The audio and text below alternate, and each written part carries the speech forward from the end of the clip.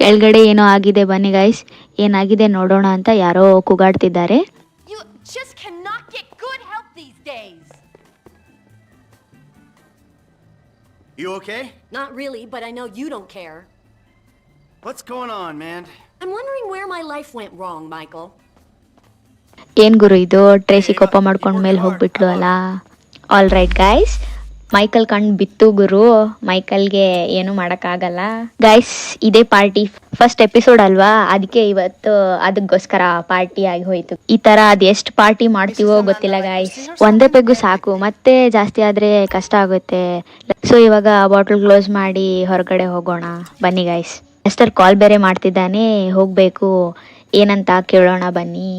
ಏನೋ ಡೀಲ್ ಮಾತಾಡೋದು ಇದೆ ಅಂತ, ಸೊ ಇವಾಗ ಹೊರಗಡೆ ಹೋಗ್ಬೇಕು ಗೈಸ್, ಕೇಳೋಣ ಏನ್ ಡೀಲ್ ಅಂತ.